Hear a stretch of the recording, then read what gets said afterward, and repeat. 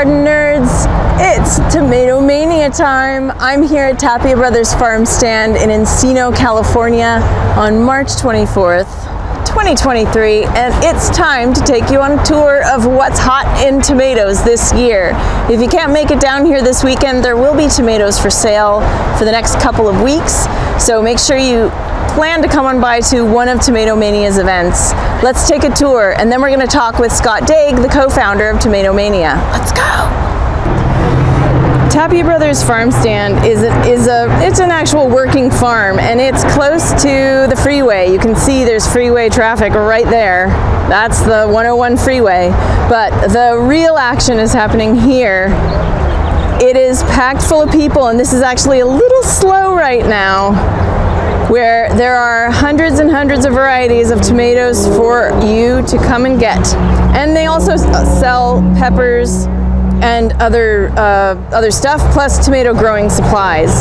So let's take a look at what's available. Let's start with the Cherry Island. There are 2 rows of cherry tomatoes that people are picking up. One of the popular ones this year is 4th of July. It's a pretty standard hybrid cherry tomato, and of course everyone's going for sun golds. But there are lots of varieties, including red pearl. Honeycomb is one I haven't seen before, and that is an interesting hybrid variety as well. It looks a lot like sun gold. Several people were looking for orange Peruche. This is a new one to me. Again, it's a hybrid, so I'm not as familiar with hybrids, but that is one people are looking at. Sun Chocola is very popular here at TomatoMania. And one thing to note, that this year's TomatoMania is very muddy. I'm really glad I wore my boots to this one. But one of the things I'm looking forward to trying is Napa Chardonnay. It's an open pollinated. Napa Rosé is one I've grown before, but Napa Chardonnay is a yellow cherry version of this. Really excited about trying this one. Now there's a whole selection of dwarf tomatoes, so if you have limited space or not a lot of room to grow big tomatoes, try growing these dwarf tomatoes. Things like Atlas and Aussie Drop and Branded Amazon, Burpee's Golden Dwarf Champion, Chocolate Lightning, or Confetti Dwarf. And I'm just halfway through. There's a lot to choose from. It's a windy day here at TomatoMania, and I'm now going to show you some of my favorite bigger tomatoes, not the cherries, but moving on to other bigger tomatoes that you might want to try this year. I'm really interested in trying this Russian Queen this year. It looks like a Marvel Stripe type, but it's more of a plum tomato. I'm so excited because I love stripy anything, and plum varieties are great for making sauce. I'm also trying this Siberian Giant Pink. It's a beefsteak, but anything that has the name Siberian or Russian or anything in the kind of mountainous cold places will do well in coastal gardens. So I'm giving this one a try this year too. Midnight Sun is an open pollinated, and it is an ox heart. You can see that heart shape in there, and it has more of a paste-like interior, so I'm kind of looking forward to trying this one out. In the past, I've grown ox heart tomatoes, and I've gotten maybe 4 on the plant, so it may not be a big producer, but it sure is pretty. Okay, if something's called Pink Fang, I mean, you kind of have to grow it, don't you? This is an heirloom, it's exotic, it's rare, and it looks like it's a paste tomato, so hey, we're gonna give it a try. We'll report on this. This is an interesting one. It's called Jersey Devil. It looks like a paste tomato to me. It is popular and 4 to 6 inches long, tapered red fruits. They're really good. He's gonna get one right now. Alice's Dream is an heirloom, and it's got purple shoulders and a yellow kind of orangey interior. It's supposed to do pretty well in coastal environments, so I'm gonna give this one a try. Here we are. Okay, we are at TomatoMania, and this is Scott Daig, co-founder of TomatoMania. Hi, everybody.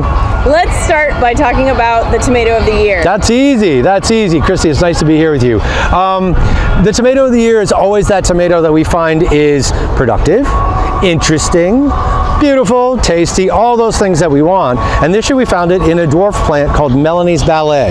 We've trialed this thing for about 3 years. And what we love about Melanie is that it's incredibly early, right?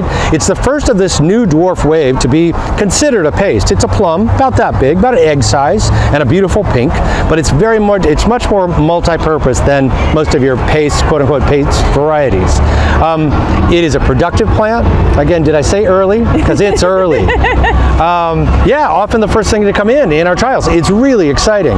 And so we've just been bowled over, and we want to introduce everybody to this new wave. The new wave is heirloom indeterminate dwarf. These plants are outstanding. They're manageable, for goodness sakes. Right, and I know you were growing them. You kind of were offering for the first time last year, isn't that right? We've had, well, here's the reality is that we've had them for a lot of years, but for a lot of years they stand up next to their larger compatriots, and people went, it's small. I don't know, you know, we're a big gulp society, right? And so you want the big one.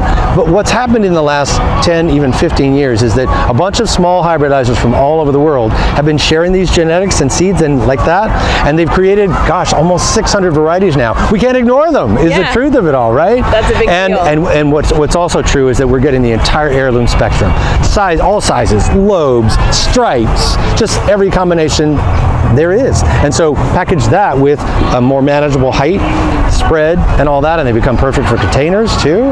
What's not to love? We love them.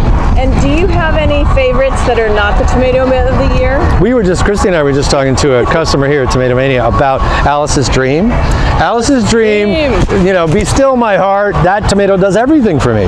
It's got the blue anthocyanin shoulder or cloak that so many people like. The body of the tomato is red and yellow, and it's red and yellow inside. And it can start early. It finished just late for me last year. It just checks off a lot of boxes, and it's a beautiful one. I'm also thinking about Harvard Square, Christy. I have that for the first time this year. Harvard Square. Harvard Square, a mid-size to large. I thought it was mid-size until a tomato tasting last year at Fig Earth, where somebody brought in these enormous ones. Oh, wow. So it's phenomenal. Green with some striping, some pink in the middle. Just really, really unique and indicative of the kind of tomato that we like to try to grab and showcase at TomatoMania. Excellent. Well, there's so much more. It's hard to choose a favorite tomato. Thank you so much, Scott. Of course. Wherever you're here, and come see us. Thanks. Okay, this was one of the tomatoes Scott was talking about, Harvard Square. Wanna be the Tug of Tomato Town? So this is a beautiful, looks like a Berkeley pink tie-dye on the inside, and it's kind of green on the outside, so it's a great alternative to your boring green zebra. Try it. Well, I hope you enjoyed this year's tour of TomatoMania 2023. Come on by any TomatoMania event and get your tomatoes before they're gone. It is tomato season. Happy spring, everybody, and happy gardening.